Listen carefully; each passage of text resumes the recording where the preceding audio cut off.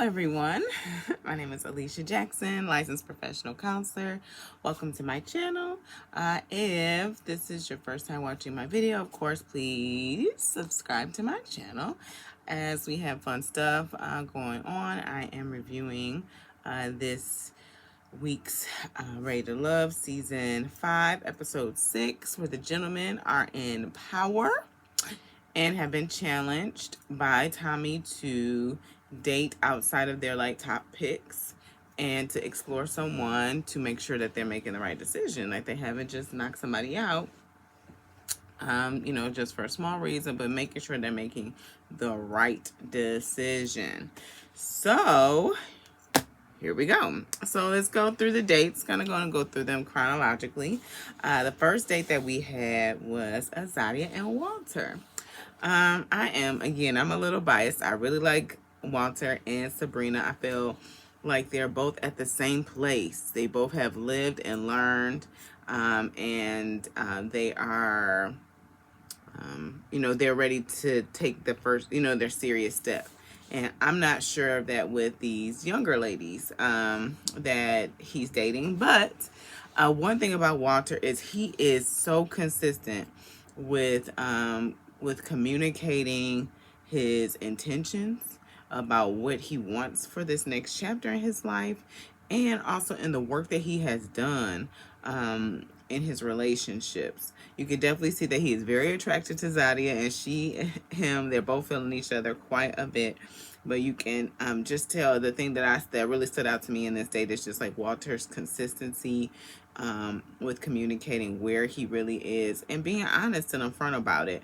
Even how he, because Zadia questioned, like, okay, you know, raised by all these strong women, but I've encountered a lot of men who've been raised by strong women, but they still treat women, disrespectfully. And he talked about how he had to learn that even with his first wife, and how his friend had to tug him to the side, like, get yourself together. And also how the transition of his wife transformed him as well, and how he kind of doubled back into some old mistakes and had to learn. So I'm really seeing where like Walter's ready, and so I think that's maybe why I'm really protective of him, unnecessarily so, because I don't even know him, but just really want him to connect with the right person, because he's done so much work, on himself. So the next date is Sean and Sabrina. So I was like, ooh, I got excited. Even though I really want Walter and Sabrina to be together, I got excited. Because I said, oh, let's see what could happen, because Sean, is also in a place where he's, a little bit older as well. So I was seeing if he could potentially show me or show Sabrina that he's ready too. So Sean is very, very intentional, right? Like let me not overstate. He wants children, and so he's being more intentional, I should say, about that in his choices and who he chooses to date and who he doesn't choose to date, right? So Sabrina is done with children. Like she's done. She has her daughter who's 8 years old, and so she communicates that to Sean. Sean, I get the feeling like they really, really like each other. They have this cute little chopsticks moment. Like, that's really cute. And they're really silly together. They have this wonderful initial connection. So he's really excited about that. And I think he's also, of course, very attracted to her. But he confessed, like, he in the past has wasted time, and I feel like he's kind of slipping back into old habits with Sabrina. That Sabrina is not the one to mix words, please, as we saw with Corey and her interactions with him. Like, she's not one to do that, and so when she's done, she's done. Now, would she possibly reconsider having children, because she cares for Sean so much? Maybe. Who knows? But it seems like that Sean really, really knows that he wants children, and he's trying to navigate that with this really, really nice woman that he likes. So we'll see how this goes. Phil and Aisha, they have a date, and oh, it was such a beautiful date. So I'm gonna start out with Phil. I still don't know anything about him, and it's really irking me. What does help me to kind of I guess feel out is that the women seem to be feel safe with him. Like Aisha feels very safe with him. So that I'm going to err on the side of caution to say he must be doing something right. Maybe he is just very shy on camera and he doesn't show much of his personality to us. And he's like, again, having these phone conversations with Aisha and also with Shiloh. And so I'm thinking maybe that's how he's choosing to connect versus the dates, because he's maybe more shy. So that's where I'm gonna say, again, he's not giving me much to work with. But he was definitely very, very present with Aisha when she was sharing her stories of miscarriage, and how she felt like a failure. And I just, as a therapist, I just wanted to help reframe that for her, that, she's not a failure at all. And she was definitely just taking on the responsibility of these difficulties that she's had with childbearing, and the guilt that she carries because of that. But Phil was with her. He helped, like, her to breathe through it. I thought that was like a beautiful thing. So that I'm excited to see where this goes for Aisha and Phil. But I think that was just like a very beautiful date. So let's see what happens there. But yeah, he definitely provided like reassurance and comfort for her, and that was beautiful to see, for sure. One thing that did kind of stand out, that was like, I hope this isn't happening. But Phil said, just the fact that she shared so much and she has been through so much, that makes him love, or want, I don't say love, but want to be with her even more. And I was like, I'm wondering if he has like rescuer tendencies, like wanted to rescue someone from pain, or like if that is how he shows up in relationships. That is something that I was curious about, but we shall see. Next, Naeem and Camille. So they go out on dates. They go on a date. She seems like she was trying to be a little flirtatious because she asked him to feed her, and he obliged. Then the conversations aired on, like, very interview question like. And I mean, we obviously know, like, Camille has her wall up with everybody else because she's here for Cornelius. That is, she's making that painfully clear that she's here for Cornelius. But I also feel like she could also be just warm. Like, she could just be nice. That's what I want her to do. I just want her to be nice and considerate of these men who are taking her out on dates. Like, just, Naeem is trying to get to know her.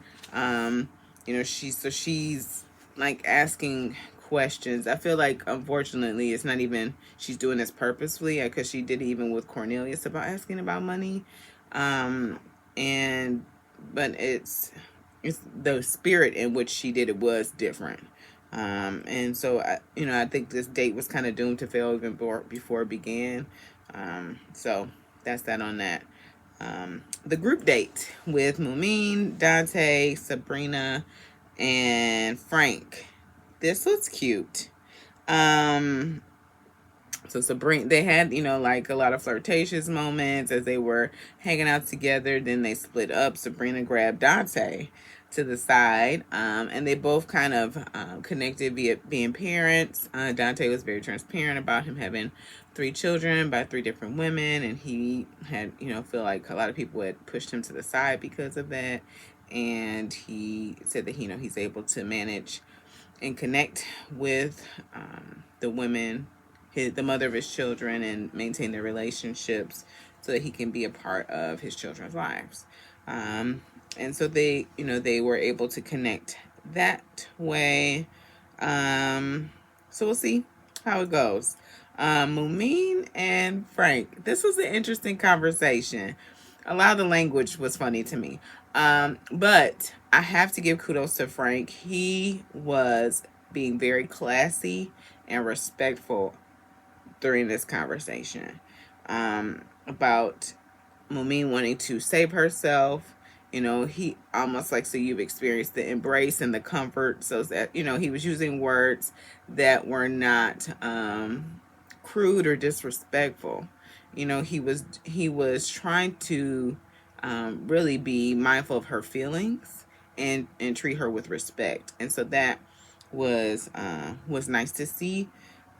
He described himself as a hypersexual person, which I understand what he was trying to say. That he knows that sex is a high priority for him, and her wanting to save herself, he's like, that's a concern. So, but he's also seeing where he really values the fact that she has strong beliefs, and is interested in the connection. So, and then later on in the men's lounge, I don't know, that was really highly edited. They didn't mention everybody's connection, but I didn't see where he mentioned Aisha anymore. So I was like, well, did Mumin just trump? Did she just trump, Aisha, or the other men connecting with Aisha? He's like, well, let me just go to somebody else. So I was curious about that. But that was nice little connection. Sean and Tasia. I think. Well, y'all got me. You know what I'm talking about. All right, Sean and Tasia. I really like their conversation. Tasia was able to be soft. This was like the first time I saw her like have a little softness, and I was like, thank goodness it's under there somewhere. He's like, tell me about you. And he was like, I'm a Southern girl by the way of Chicago, and they have the same religious backgrounds. They both want children. So it was really nice to see that. So they both are digging each other. So we'll see how that goes. I'm actually kind of excited for this connection. But my concern is if Tasia is going to be okay with the amount of money Sean makes. I don't know how much money Sean makes. He's an artist and he's an author, and there are authors out there that make very good money. And at the same time, I don't know where he is, because people alluded to the fact that he said he creates, and so I don't know if he has like steady income or not. But if that is not the case, from what I gather from Tasia, she will not be okay with that. So we shall see where that goes. The last date, Courtney and Cornelius. The reason why I roll my eyes is because I feel like this was a waste of time. But I really feel like Cornelius was like, Nephew Tommy gave me permission to date somebody else other than Camille. Thank you, Nephew Tommy. I'm going to date Courtney. And I get it. He wanted to, to explore the connection. Just for me, it was pretty clear. Like, she wants something different than what you want. And that was already communicated in the prior group dates that they had. And I guess, Cornelius wanted just to make sure, by having this date, but it was already obvious. So he said something, and like, because she says that she wants to have sex before, or needs to have sex before marriage, that was kind of a red flag. It's like, if you see the red flag, that means stop. That's what the red flag means. It doesn't mean proceed with caution. Like, that's a yellow flag or orange flag, not a red flag. And so I just, that's why I feel like this date was a waste of time. But he had it. I hope he had fun. And, you know, Camille got to go on 2 dates, you know, this episode. So hopefully she won't be too mad about that.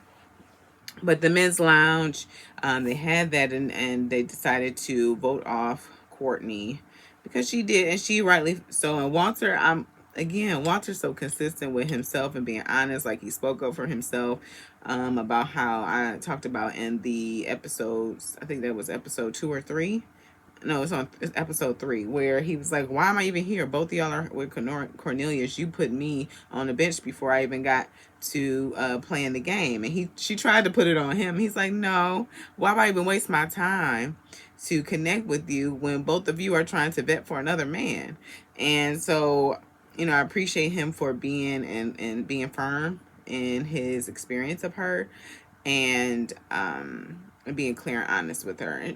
And she again stated that she has her walls up. She's not really, I don't feel like she's in a place, or hasn't felt, maybe this experience didn't make her feel comfortable to let her walls down. But we'll see. She's still pretty young, and of course we believe that love is out there for her.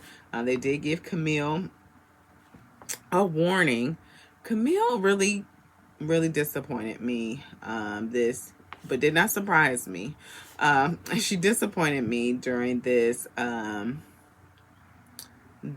episode when Dante was giving her feedback.